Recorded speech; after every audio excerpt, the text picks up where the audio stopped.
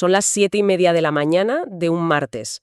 Agentes de la UDEF, la Unidad de Delincuencia Económica y Fiscal de la Policía Nacional, llaman a la puerta de un domicilio en pleno centro de Madrid. Ujú. Y el objetivo de este registro pues no es un capo de la droga, ni el cabecilla de una banda de atracadores, ni tampoco, ¿qué te digo yo?, un banquero de estos caídos en desgracia. Para nada. El domicilio y el despacho que van a registrar pertenecen a un expresidente del Gobierno de España. Fíjate, palabras mayores. Totalmente.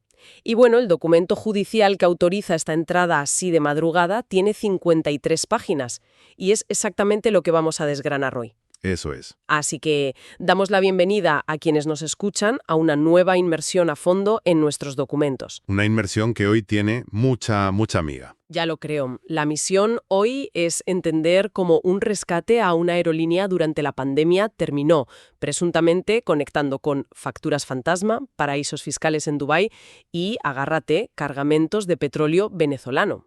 Bueno, el auto emitido por el Juzgado Central de Instrucción número 2 de Madrid, que tiene fecha del 18 de mayo de 2026, es de una complejidad técnica y sobre todo política asombrosa. Claro.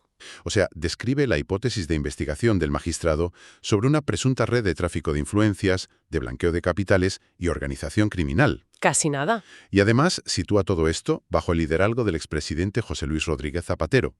La cantidad de ramificaciones financieras que contiene este texto requiere que vayamos paso a paso para no perdernos en la burocracia. Vale, pero a ver, antes de adentrarnos en ese laberinto de burocracia y cuentas en el extranjero, creo que hay que hacer una pausa absolutamente necesaria. Sí, imprescindible. Dado el contenido que es, seamos sinceros, altamente inflamable y político de este auto judicial, queremos dejar meridianamente claro a la audiencia que en este espacio no tomamos partido por ninguna ideología. Ninguna. Ni de izquierdas ni de derechas. Eso es. Nuestra función aquí es estrictamente periodística, analítica y documental. Vamos a relatar los hechos, las comunicaciones interceptadas por la policía y las acusaciones formales que describe el juez en este documento oficial. Exacto. No estamos aquí para emitir condenas ni absoluciones anticipadas. El objetivo es traducir el complejo lenguaje de los tribunales a un idioma comprensible, pues para que cualquiera pueda entender la verdadera magnitud y el funcionamiento interno de esta investigación. Es que la neutralidad es la única forma de acercarse a un sumario de este calibre. Claro. Si dejamos a un lado todo el ruido político y nos centramos puramente en la ingeniería operativa que describe el juez, pues lo fascinante no es solamente la lista de personas implicadas, sino el cómo lo hacían. exactamente el engranaje de la maquinaria. El auto desmenuza una red que los propios investigados, en sus mensajes telefónicos, bautizaron como la boutique financiera. Madre mía, qué nombre. Sí, una estructura diseñada, presuntamente, para mercantilizar el acceso a las altas esferas del poder. Pues vamos a ir por partes, empezando por el principio de la madeja.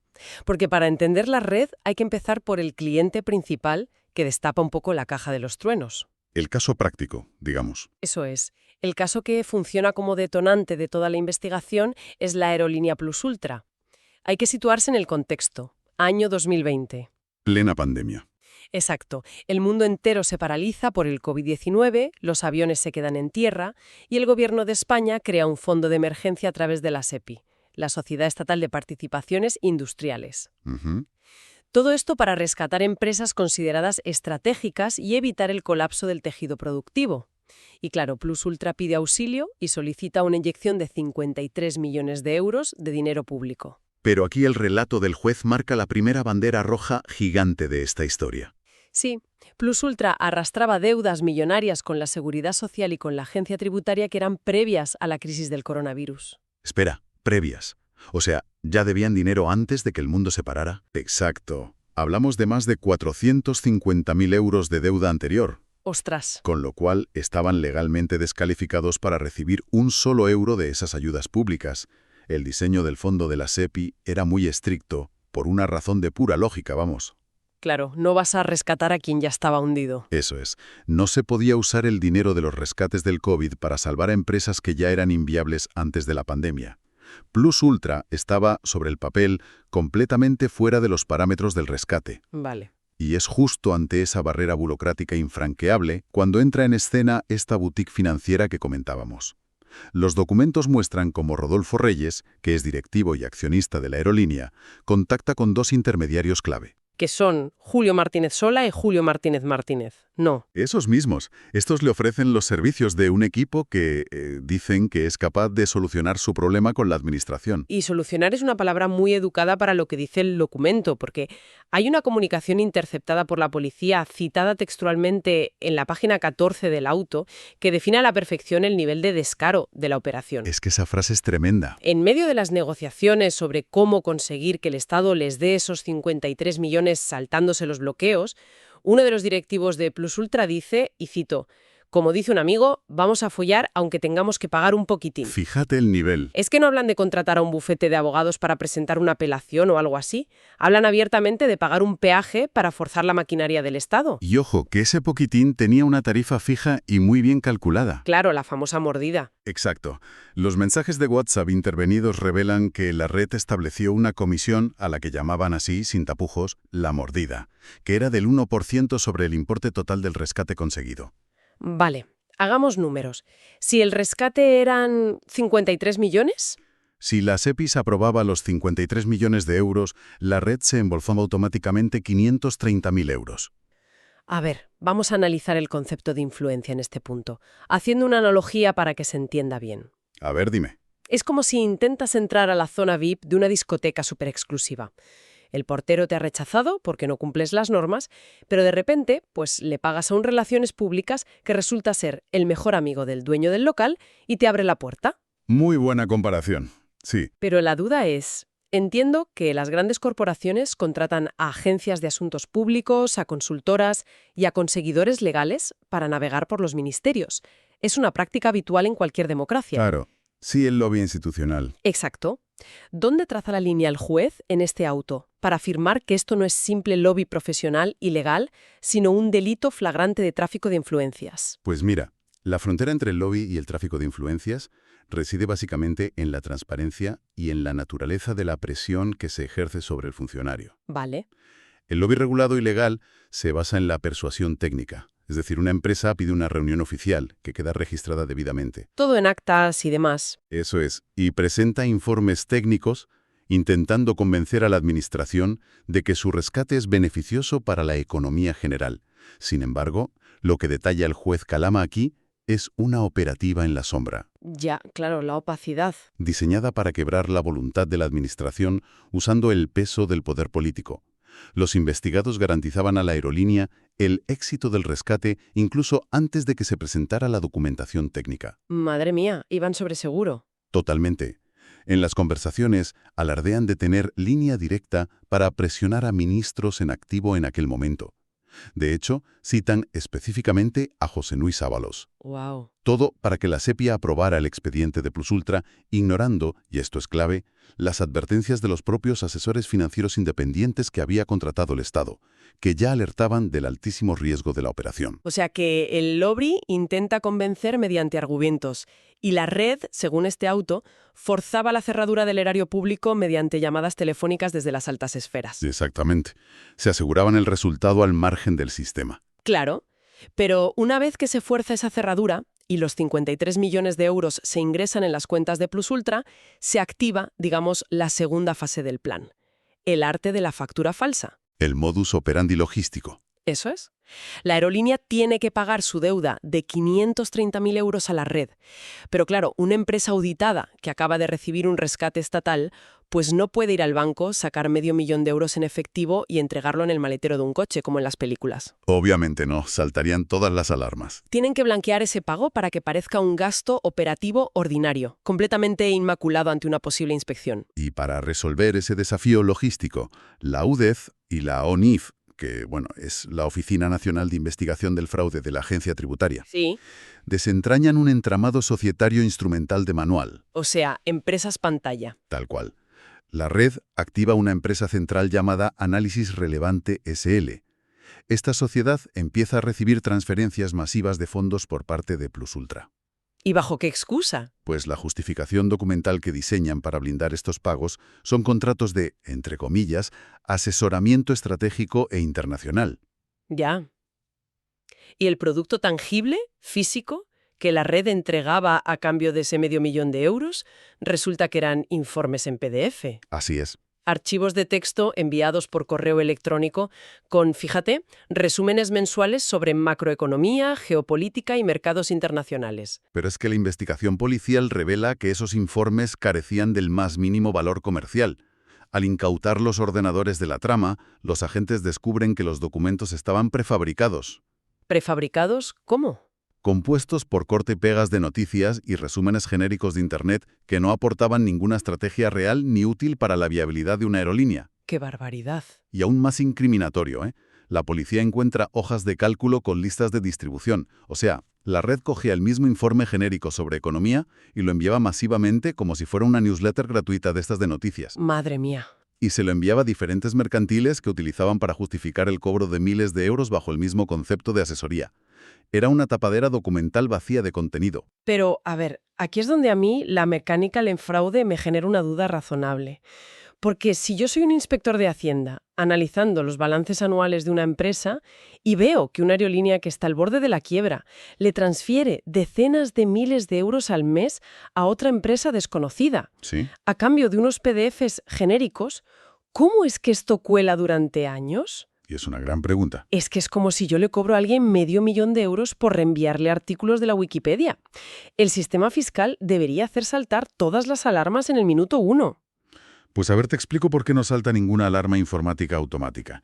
Tiene que ver con la forma en la que está estructurado el sistema de cruce de datos fiscales en España. Vale. La agencia tributaria se basa inicialmente en el cuadre matemático de las declaraciones.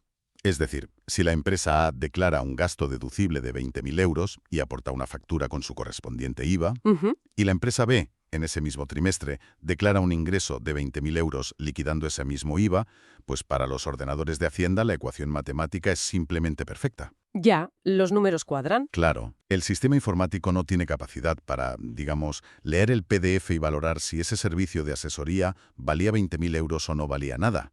Es ciego a la calidad del servicio. ¡Ostras! Por eso el fraude de las facturas falsas por servicios intangibles es tan persistente.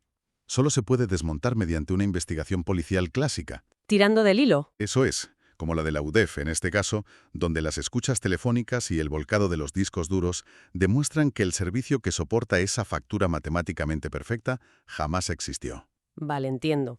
Pero una vez que el dinero entra legalmente, entre comillas, en la cuenta de Análisis Relevante SL, el auto señala que no se queda ahí, sino que empieza a fluir hacia la cúspide de la pirámide a través de todo un laberinto de transferencias secundarias. Sí, el juez detalla una redistribución que es casi milimétrica. Desde Análisis Relevante, el dinero se derivaba a otras sociedades satélite para difuminar todo su rastro. Para perderles la pista. Claro. Y una de las receptoras es la mercantil Wodefab SL. Y aquí el dato demoledor que aporta el auto es que las administradoras formales de esta sociedad son las dos hijas del expresidente Zapatero. ¡Ostras! Y la cuenta de esta empresa llegó a recibir más de 239.000 euros procedentes de la trama. Otra cantidad importante, unos 266.000 euros, se transfirió a Gates Center. ¿Qué es el think tank? Exacto, un autodenominado think tank presidido por el propio exjefe del Ejecutivo. Y el nivel de servicio al cliente de esta maquinaria de blanqueo era tan refinado que contaban con personal dedicado exclusivamente a cuadrar estas matemáticas que comentabas antes. Sí, los testaferros y demás. Claro, el auto menciona a una trabajadora, María Gertrudis Alcázar, operando como una auténtica sastrería de contabilidad. Las interceptaciones muestran cómo los intermediarios le pedían facturas literalmente a la carta. A medida. Le decían algo así como, oye, necesito justificar la salida de 20.000 euros, invéntate un concepto de consultoría y mételo en este trimestre específico para que nos cuadre el pago del IVA. Claro, es que confeccionaban el traje a medida de las necesidades fiscales de cada momento para mantener esa barrera de humo contable completamente intacta. ¡Qué fuerte! Pero a medida que la investigación avanza hacia la cúpula directiva de la red, el juez detecta un comportamiento que ya eleva las sospechas de un simple fraude fiscal a las de una organización criminal estructurada. Las medidas de seguridad y el nivel de ocultación que empleaban rozaban la paranoia. Ya, lo de los nombres en clave y todo eso, es fascinante leer la transcripción de los mensajes, porque nunca se referían a José Luis Rodríguez Zapatero por su nombre de pila en los chats donde hablaban de las operaciones delicadas. Nunca. Utilizaban todo un glosario de apodos en clave. Le llamaban ZP, el tocayo, el jefe, el presidente, el sastre o simplemente el amigo. Todo para no dejar rastro por escrito. Y las reuniones físicas estaban coreografiadas para no dejar ninguna constancia oficial. Hay un pasaje del auto que a mí me parece sacado de una novela de espionaje sobre la Guerra Fría, ¿eh? Te lo digo de verdad. Sí, lo del aeropuerto. El juez relata cómo, cuando los miembros de la red y el expresidente tenían que viajar al extranjero para cerrar algún trato, pactaban explícitamente no coincidir en la sala de autoridades del aeropuerto de Barajas. Diseñaban rutas separadas, ¿no? Sí, rutas separadas por la terminal, para no ser vistos juntos en público y evitar que quedara constancia en los registros de seguridad de que formaban, pues, un único equipo de trabajo. Claro. Lo que te obliga a plantearte algo. Si de verdad crees que estás gestionando una asesoría estratégica internacional 100% legal, ¿qué necesidad tienes de utilizar alias clandestinos, borrar sistemáticamente los mensajes de WhatsApp y, no sé, esconderte de las cámaras del aeropuerto? Pues para el magistrado instructor, esa pregunta tiene una respuesta jurídica muy clara. En los fundamentos de derecho del auto, el juez establece que esta clandestinidad reiterada y este modus operandi no son meras anécdotas excéntricas. ¿Qué son entonces? Son indicios racionales de criminalidad. El esfuerzo sostenido por operar en las sombras evidencia que los implicados sabían perfectamente que la naturaleza de su negocio era ilícita, y la mayor prueba de ese esfuerzo de ocultación, sin duda, es la internacionalización de la estructura. Y aquí es donde llegamos al capítulo de Dubái. Porque, claro, justificar el cobro de $500,000 de un plumazo en España, bajo el concepto de asesoría, pues llamaba demasiado la atención. Incluso con las facturas falsas, estas perfectas. Era mucho dinero de golpe. Tenían que sacar el dinero fuera de Europa, a las sociedades en el desierto. Exacto. Constituyen una filial en los Emiratos Árabes Unidos denominada Landside Middle East, FEDCO. Dubái. Sí. Y la elección de Dubái no es para nada casual. Se asientan en una zona franca, un área que en ese momento ofrecía un impuesto de sociedades nulo y, lo que es mucho más atractivo para este tipo de operativas, una opacidad corporativa altísima. ¿Qué te esconde? Claro, impide a la Hacienda española saber quién es el beneficiario real de la empresa que está allí. Y para poder canalizar los 530.000 euros del rescate hacia esa cuenta en Oriente Medio, burlando los controles europeos de prevención de blanqueo, la red elabora un business plan, un plan de negocio, que era totalmente irreal. ¿Cómo de irreal? Pues proyectando ingresos ficticios de $3 millones a 5 años vista, creando la ilusión óptica de que Landside Middle East era una multinacional en plena expansión, cuando en realidad, según la policía, era una simple caja vacía esperando recibir el dinero de la mordida. Pero a ver, aquí hay un detalle fundamental de pura lógica de negocio que a mí no me cuadra nada. Cuéntame. Facturas a la carta. Sí. No haces todo ese esfuerzo colosal para cobrar un solo peaje de $500,000 de una aerolínea en apuros. Claro que no. El coste de mantenimiento de esa maquinaria exige volumen, exige más clientes. Y efectivamente, al tirar del hilo de los teléfonos móviles, la UDEF descubre que Plus Ultra no era su negocio principal. Para nada. Plus Ultra era, digamos, simplemente la tarjeta de presentación de algo muchísimo más grande. Exacto. Y es cuando ampliamos el foco más allá de los aviones, para ver la verdadera escala de esta influencia.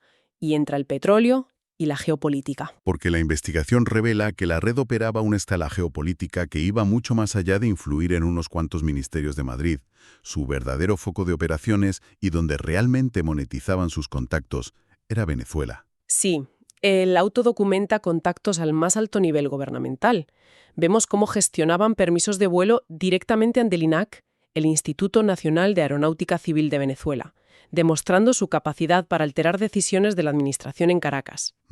Pero el salto cuántico en esta historia, lo que a mí personalmente me hizo releer la página del auto 2 veces para creérmelo, es cuando la policía intercepta las comunicaciones sobre su incursión en el comercio internacional de materias primas. Sí, pues cuando empiezan a negociar con petróleo. Eso es. Los investigadores descubren correos electrónicos y cadenas de mensajes donde los intermediarios de la red están orquestando operaciones de compraventa de cargamentos enteros de petróleo crudo en los mercados internacionales. ¡Qué locura! Y el mecanismo de entrada a estas operaciones era súper revelador, fíjate. Las instrucciones interceptadas indicaban que cualquier comprador internacional interesado en adquirir ese petróleo debía dirigir una letter of intent. Una carta de intenciones. Exacto. Una carta de intenciones oficial de compra, directamente a nombre del expresidente José Luis Rodríguez Zapatero. Espera, vamos a dimensionar esto un segundo. ¿Me estás diciendo que pasamos de tramitar un crédito ICO o unas ayudas por el COVID con la Administración Pública Española a estar en medio del tráfico de buques petroleros con el gobierno de Venezuela y negociando con gigantes empresariales estatales de China? Así de drástico es el salto. Pero, ¿cómo conecta el juez una cosa con la otra? ¿Cómo funciona la mecánica de un negocio así? ¿Y por qué empresas energéticas globales necesitarían que un expresidente español intermedie en la compra de un barril de crudo venezolano? Pues para entender esa conexión hay que comprender el mercado de las materias primas sancionadas, que tiene sus propias reglas. ¿Vale? El petróleo de la compañía estatal venezolana PDVSA ha estado sujeto a fuertes sanciones económicas internacionales que, dificultan enormemente su venta en el mercado abierto. Claro, no se lo puedes vender a cualquiera fácilmente. Exacto. Entonces, las empresas chinas u otros compradores internacionales que quieren adquirir ese crudo asumen un riesgo inmenso de que sus fondos sean bloqueados o los propios buques retenidos en el mar. Ya, necesitan seguridad. Necesitan garantías absolutas de que la operación cuenta con el aval político del régimen venezolano. En el comercio de tan alto nivel, una letter of intent es el documento que inicia formalmente una transacción multimillonaria. Y al exigir que esa carta vaya a nombre del expresidente español, la red lo está situando a él como el garante de ese acceso. Y además, en los mensajes interceptados aparece constantemente una figura clave a la que se refieren como la dama. Sí. Que los investigadores identifican a este contacto directo como Delcy Rodríguez, la vicepresidenta de Venezuela. Es que la red presumía ante sus clientes internacionales de que la dama era quien controlaba la asignación de los buques petroleros. El garante de ese vínculo era, presuntamente, el propio expresidente. Ya veo. Y la conclusión demoledora del juez Calama, tras analizar todo este flujo de fondos y comunicaciones, es que la famosa boutique financiera no se dedicaba a vender análisis económicos, ni a prestar servicios de consultoría legal. Entonces, ¿qué vendían? El verdadero producto que vendían a un precio desorbitado era el acceso exclusivo al poder. Era una infraestructura creada para monetizar la agenda de contactos y la influencia política global del expresidente. ¿Desde despachos ministeriales en España hasta transacciones energéticas en Venezuela? Todo en beneficio particular y usando un escudo de sociedades instrumentales para ocultarlo todo. Pues es una radiografía implacable. Toca hacer un poco de perspectiva sobre todo lo que hemos puesto sobre la mesa, porque la densidad de la información de este documento es tremenda. Sí. Conviene recapitular un poco. Hemos visto cómo una situación de absoluta emergencia sanitaria en 2020, donde el Estado dispuso fondos públicos para evitar la quiebra del país, fue supuestamente aprovechada como una oportunidad de negocio. Aprovechando la coyuntura. Exacto. Hemos recorrido el cobro de comisiones ilegales bajo eufemismos burdos, la creación de empresas tapadera como Análisis Relevante, SL, que cobraban millonadas por enviar PDFs vacíos para engañar a los sistemas matemáticos de Hacienda, el desvío de esos capitales a zonas de opacidad fiscal en Dubái, el uso casi paranoico de alias y encuentros secretos y, finalmente, la escala internacional negociando petróleo bajo el amparo de altísimos cargos en Venezuela. Un cúmulo de indicios brutal. Un cúmulo que ha llevado a un juez de la Audiencia Nacional a autorizar un registro sin precedentes a un exjefe del Ejecutivo. Y, ojo, la razón por la que escudriñar este auto judicial importa profundamente a nuestra audiencia no es porque estemos ante un simple thriller empresarial o una trama lejana de película. Para nada. La génesis de toda esta investigación, el caso número 1, son los fondos de la SEPI. Estamos hablando del dinero de los impuestos de los ciudadanos. Dinero público. Fondos de contingencia que estaban diseñados para sostener a los trabajadores y a las empresas en el momento más oscuro y más frágil de nuestra historia económica reciente. El documento expone cómo esos fondos de rescate pudieron haber sido literalmente vampirizados a través de la opacidad de la ingeniería corporativa. Y esto, la verdad, cambia radicalmente nuestra percepción visual de cómo funciona el lado oscuro de la administración. Porque la cultura popular y el cine pues nos han acostumbrado a asociar la corrupción y el tráfico de influencias con esa imagen clásica del maletín de cuero negro. Lleno de billetes, ¿no? Sí, lleno a rebosar de billetes de 500 euros, entregado discretamente en el garaje oscuro de un hotel. Pero después de sumergirnos en los detalles de estas 53 páginas, la conclusión es bastante más aséptica y, de algún modo, más escalofriante. Totalmente. Porque en la era de las transferencias digitales inmediatas y la contabilidad electrónica, donde en teoría todo movimiento de dinero deja un rastro imborrable, cabe preguntarse algo. A ver. Es un PDF aburrido de 20 páginas sobre macroeconomía, copiado de Internet y cobrado a $500,000, el nuevo maletín de dinero negro perfecto indetectable. Es una gran reflexión, la verdad. Es una idea sobre la que merece la pena que quienes nos escuchan se detengan a reflexionar la próxima vez que vean la palabra asesoría estratégica en los informativos para justificar ingresos millonarios. Muchísimas gracias por acompañarnos en este análisis y nos escuchamos en la próxima inversión en nuestros documentos.